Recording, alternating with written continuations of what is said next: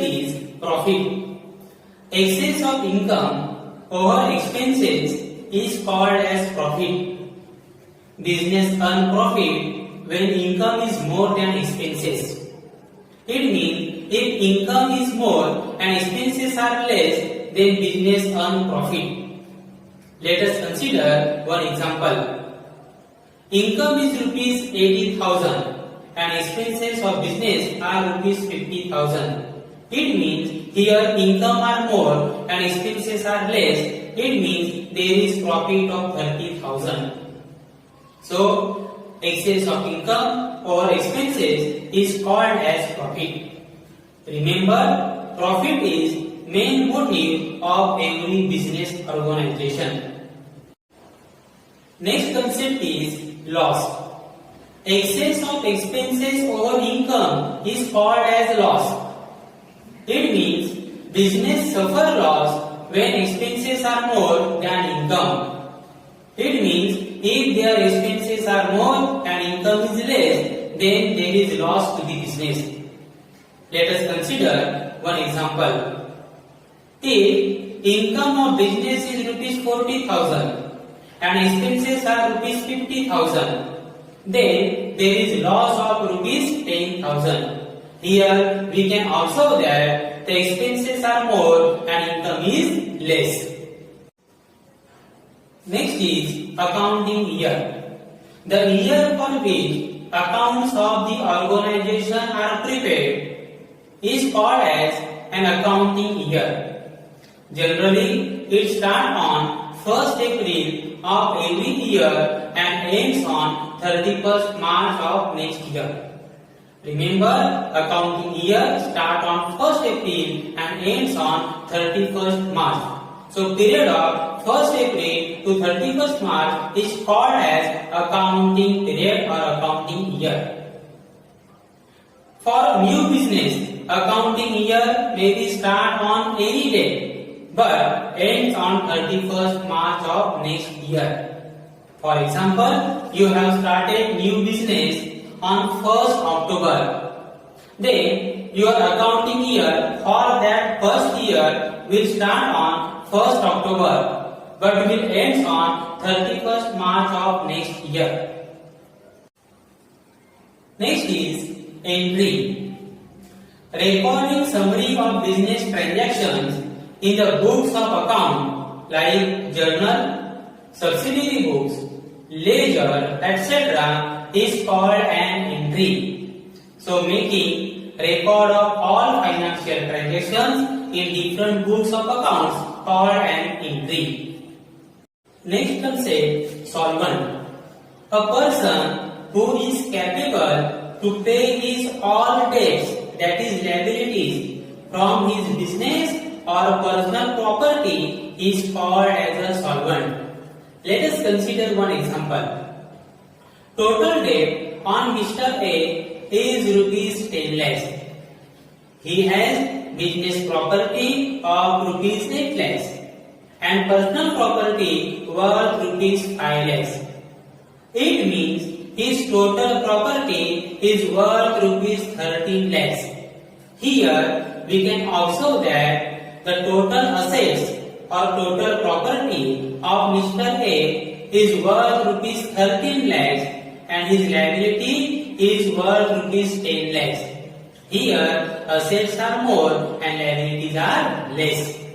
It means Mr. A is in position to pay all his liability out of his property. Therefore, Mr. A is to be considered as a solvent. When assets are more and liabilities are less, then that position is called as a solvency. Next is insolvent. A person who is not capable to pay his debt, that is liabilities, from his business or personal property is called as insolvent. Let us consider another example. Total debt on Mr. A is rupees 10 lakhs. He has business property of rupees 5 lakhs and personal property of rupees 3 lakhs. Here we can observe that total property, that is assets of Mr. A, is worth rupees 8 lakhs only. Here liabilities on Mr. A is worth rupees 10 lakhs and assets of rupees 8 lakhs. So here liabilities are more and assets are less. And therefore Mr. A is to be considered as an insolvent because he is not able to pay his liability from his property. When liabilities are more and assets are less, then that position is called as an insolvency. Next is outstanding expenses. It means expenses for those benefits has been received by the business, but amount is yet to be paid to benefit giver. Let us consider one example. Here is one worker, and that worker has worked for the month of June and entitled for wages of rupees 3,000. Here, worker has provided services to the organization for the month of June. But A, organization have not paid any amount or any wages to that worker. It means outstanding wages are rupees 3,000. So outstanding expenses means you have taken benefit of particular services, but you have not paid any amount to benefit giver. So that type of expenses called as outstanding expenses. It means such expenses or such money is yet to be paid. Remember, expenses, outstanding expenses is the liability for the business. Next is prepaid expenses. It means expenses for those benefits are to be received in future, but amount is paid to benefit giver in advance. For example, here is one worker and you have paid wages to the worker rupees 3,000 for the month of May, in the month of April only. It means you have yet to receive benefit from that worker, but even though you have paid wages for the month of May in the month of April only. So this type of payment is called as prepaid expenses. You can consider another one example, making mobile recharge. When you make mobile recharge, then you pay money to telecommunication company in advance. After making recharge, you get benefit or you get service from telecommunication company. So making mobile recharge is also one example of prepaid expenses. Another one example, making DTH recharge is also example of prepaid expenses. So in case of prepaid expenses, you first have to pay money and thereafter you get services or you get benefit from benefit giver. Remember, prepaid expenses are to be considered as an asset of the organization. Next concept is discount. Deduction in the price of goods, product or services allowed by the seller to the buyer is called as discount. So any deduction given by the seller to the buyer in the price of goods or services is called as a discount. Let us consider one example. Here is one shirt of rupees 500. So MRP of this shirt is rupees 500. This shirt has been sold by seller for rupees 450 by giving discount of 10%. It means rupees 50 is the amount of discount. Discount is loss for the seller but gain for the buyer. So any deduction given by the seller in the price of goods or services is called as a discount. There are two types of discount. One is trade discount and other is cash discount. Trade discount, discount allowed on catalog price, also called as list price, of the product to increase sale is called as trade discount. Whereas discount allowed on invoice price of the product to encourage prompt payment, quick payment is called as cash discount. So trade discount is allowed by seller to increase sale, whereas cash discount is allowed by seller to encourage prompt payment. It is shown as deduction in the invoice or bill. It is not shown as deduction in the invoice or bill. Trade discount is not to be recorded in the books of account, and cash discount is to be recorded in the books of account. Remember, when trade discount and cash discount both are given, then first calculate trade discount and then calculate cash discount on remaining amount. Let us see one format of tax invoice to understand the concept of trade discount and cash discount properly. Here is one tax invoice, and on this invoice gross amount is given 899 for particular product. This gross amount is called as catalog price or list price. Another amount is given rupees 45, and this amount is nothing but trade discount, because trade discount is shown on the invoice and it is calculated on catalog price of rupees 899. Next amount is rupees 854. You will get this amount after deducting trade discount from catalog price, that is 899 minus 45, you will get 854, and this amount is called as invoice price. It is final amount is to be paid by buyer to seller. If any discount is provided by seller to buyer on rupees 854, then that discount will be called as cash discount. Remember, cash discount is not to be shown on the invoice. Trade discount is to be shown on the invoice. But remember another thing, trade discount is not to be recorded in the books of account, whereas cash discount is to be recorded in the books of account. Next is goodwill.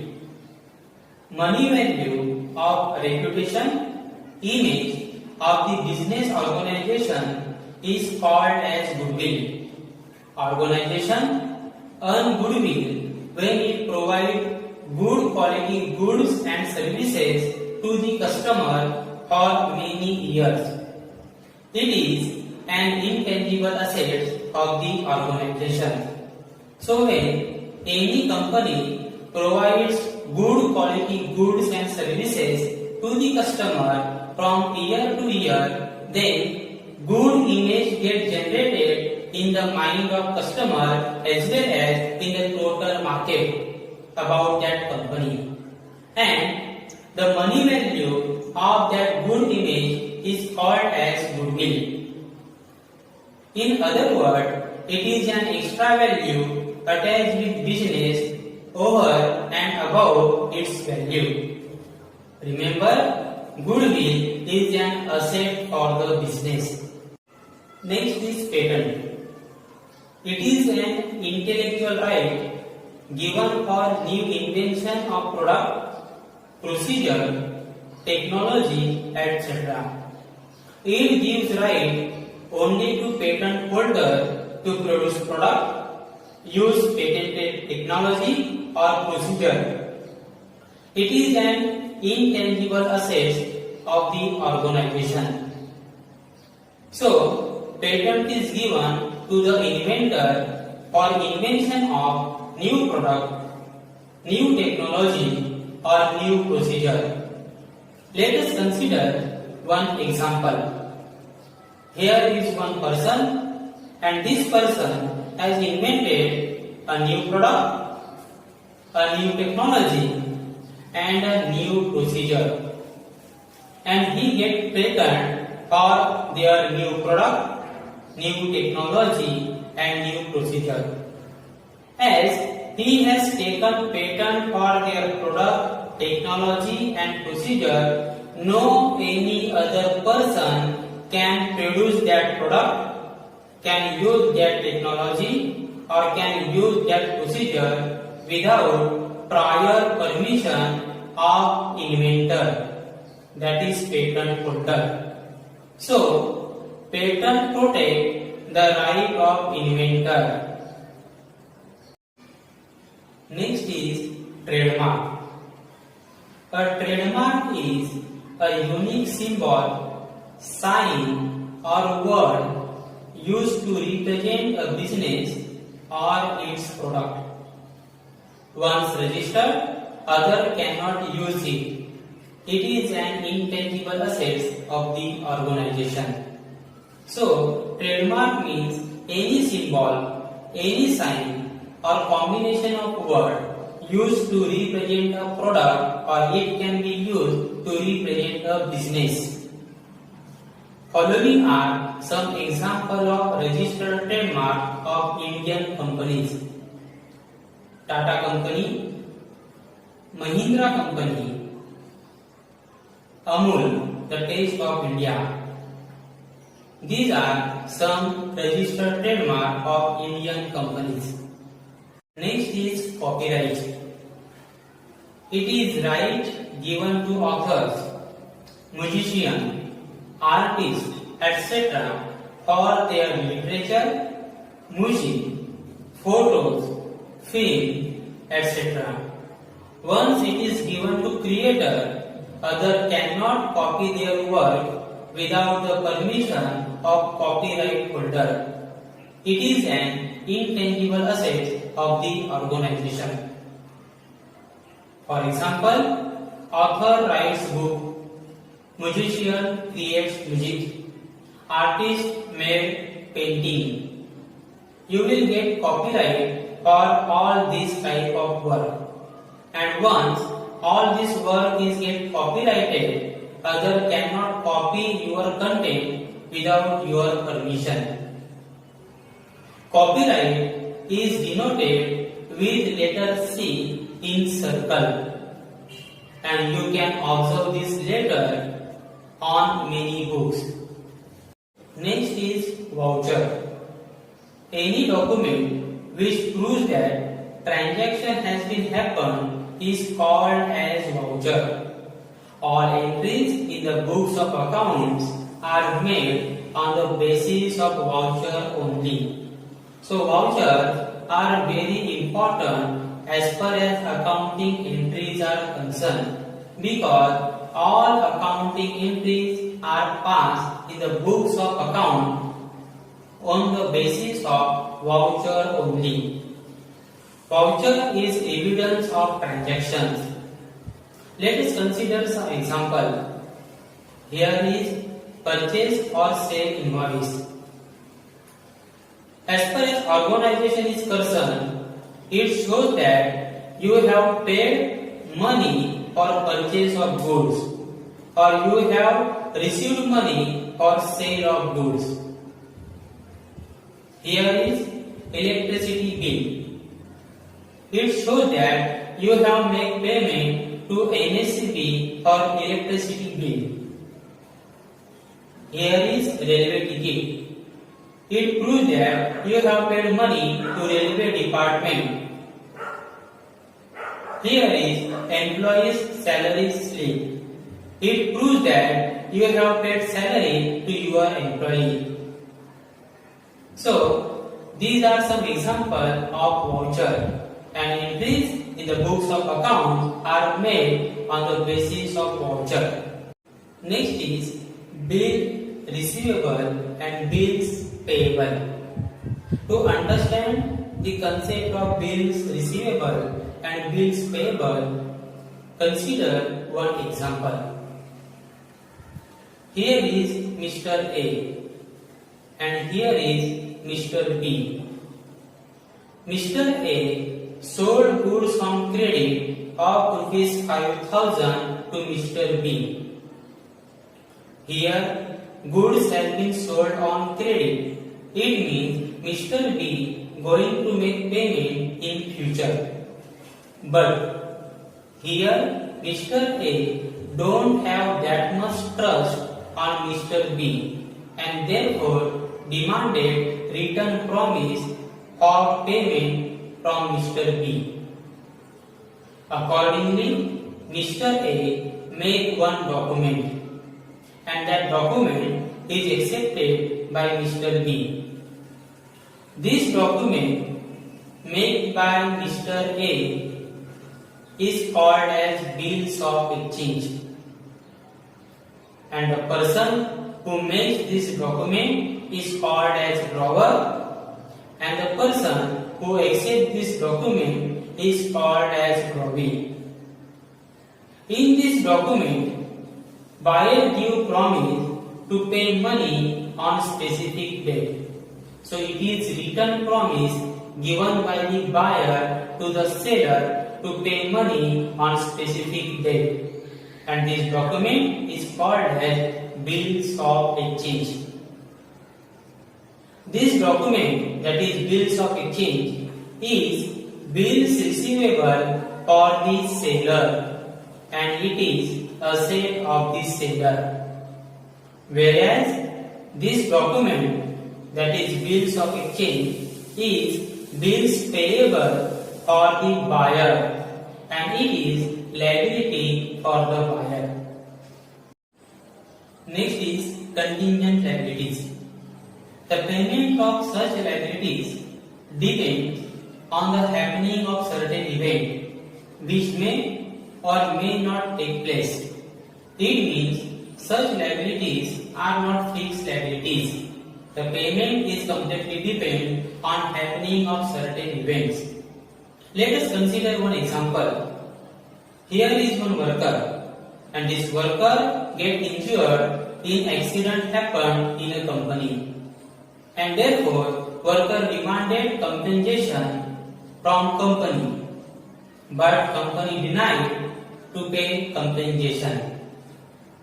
Therefore, worker filed a suit against company for compensation of Rs 50,000 in the court of law. Now, the court decision on this matter is pending. It means here the payment of Rs 50,000 as compensation is depends on the court order. If court gives order to pay compensation, then company need to pay that money to worker, otherwise not. So here payment of 50,000 is depends on happening of certain event, that is court order. Therefore, this liability is called as contingent liability. Remember, contingent liability is not to be considered while totaling balance sheet. Contingent liability not to be shown in the balance sheet, but it is to be shown below the balance sheet as a separate note. Next is narration. A brief explanation about transaction written below the entry in bracket is called as narration. It is always start with a word being. So, when you pass entry in the books of account, accountant write some brief explanation about that transaction in bracket, and that explanation is called as narration. It helps the others to understand the transaction.